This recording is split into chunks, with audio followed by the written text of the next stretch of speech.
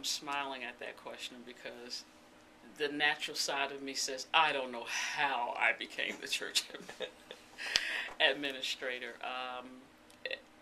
Definitely, Pastor was watching me or watching the way I carried myself. It's in within the church body. Um, I think also I tended to jump in and help uh, when there were just various things that would come up. For example, if it was just administrative, maybe you needed copies of something. Um, I can remember New Community being it's a very small church, and so whatever my hands found to do at that time, I did it.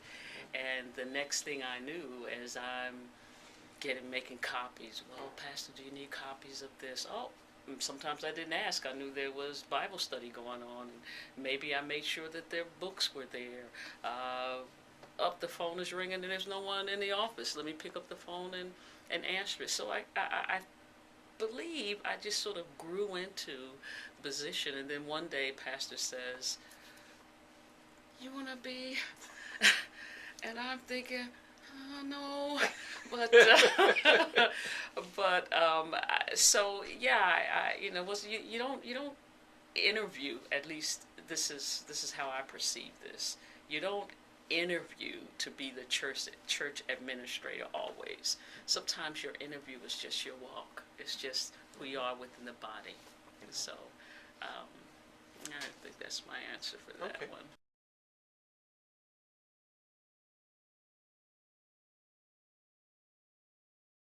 Serving in this position. That's my greatest joy. Serving in this position. Just meeting different saints, going to different churches and connecting and representing the church, but um, just to be able to be a help, just to be a servant, not the administrator, but to serve, because there is a need, and to be able to provide that need is a joy. Amen.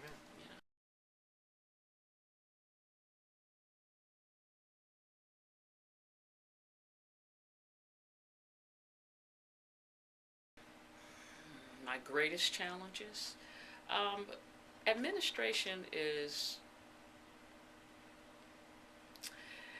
twofold in that it's in front and it's also behind the scenes. You are in front as a representative, doing anything from greeting dignitaries that come in, dealing with administrative functions, i.e. data, that type of thing. But you're also behind the scenes to make sure that things within the church run smoothly. When I say things, I'm talking about operations administratively. You want to make sure that programs are functioning properly. You want to make sure that every auxiliary has what they need. So there are a lot of challenges to that because you're dealing with people, and people are not perfect. And so in that, there are going to be glitches. There are going to be things that are going to come up at the last minute. That your pastor may call you and he wants something specifically. He may want 1,000 programs.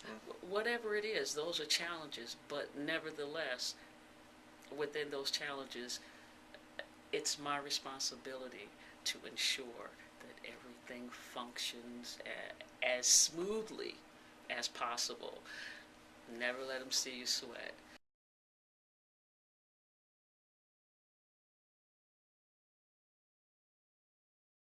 Yes, as you grow, more people come in and more delegation takes place. When you're small as a church administrator, you tend to do a lot yourself. But as the church grows, I'm able to delegate to others. But also, I think one of the things that has changed the most is we're now in an age of technology. For so long, I did a lot of writing, and my shorthand was not official shorthand. It was Esther Greenfield shorthand. so that I could make sure that documents were completed and, sent out in an appropriate time frame. But now with technology, you hit send, and it makes a great difference in just not just the quantity of the work, the quality of the work, the time frame in which things are given out and received. So I think that has been a major change, and in a good way, even though technology breaks down on you, and you have to be ready when that happens, because again, the output, you're still responsible for that, regardless. But I think that has been one of the major changes, and the other one is I look back and I see that I've grown as an administrator. In that, when I say that growth in terms of looking at change, I don't have to do it all myself. Don't have to do it all myself. It's really okay to delegate. It's really okay to share the responsibility, even though ultimately, as the administrator, I'm accountable for the product, the bottom line product. But it really is okay, for me not to do it all. So.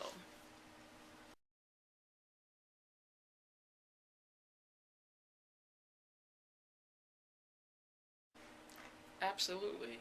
One way you prepare yourself to be a public representative is know where you're going and what's expected of you. And the only way you can do that is to ask questions. Being able to understand specifically the vision of the pastor. What does the ministry represent?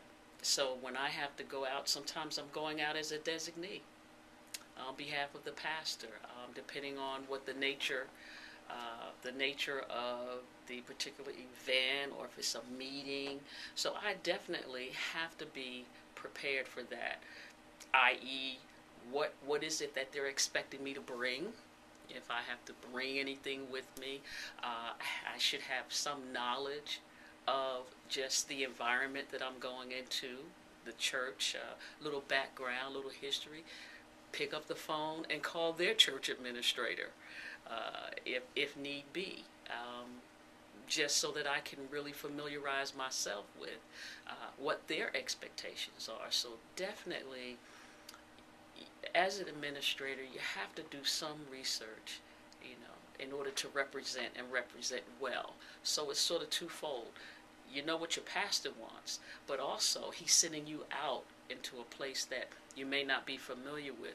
But it's very, very important to get enough information so you're just not going out there cold, so to speak.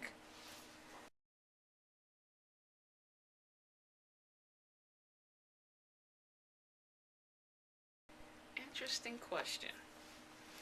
Uh, I have no problem not knowing something. When I'm asked a question and I don't have an answer, depending on what the question is.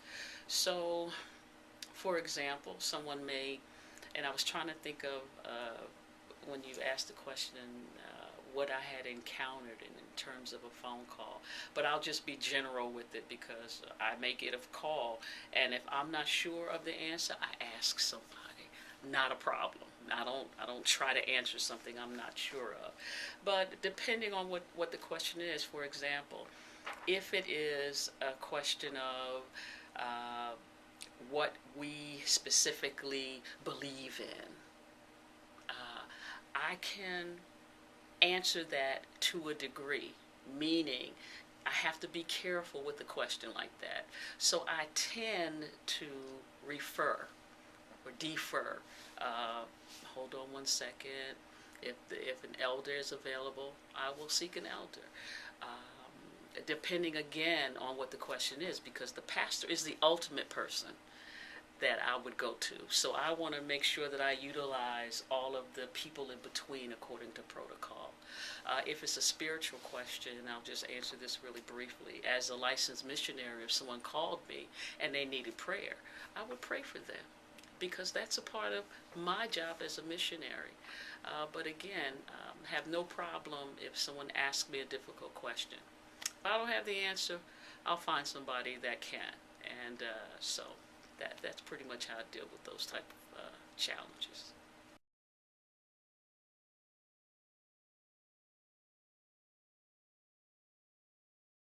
Oh my. Oh, I have just met so many people. Um, I can remember just meeting various politicians. I can remember being represented. We had a Say Yes Southern Maryland, and I remember us going to this Say Yes Southern Maryland, and just oh my goodness, a sea of different people from all over the country, and I remember saying to myself, I mean, I'm here. I'm here. Um, Not just because I'm here as an administrator, but I'm here as a saint, here amongst the people. And so never forgetting that balance between administering naturally and administering spiritually. There is a balance that we can strike. So I think just people in general, not necessarily big I's and little U's, but just a variety of people that I believe as because I am an administrator, because I am a representative of the church, I have opportunity to come in contact with bishops or come in contact, like I said, with public officials. And that's a great thing, but I also have a chance to come in contact with little kids who want me to see their report cards and want me to do the announcement because I am the church administrator, and it's not beneath me to do that. Those are so memorable, someone handed me this little report card that says satisfactory, and they say, Sister Greenfield, can you read this for me?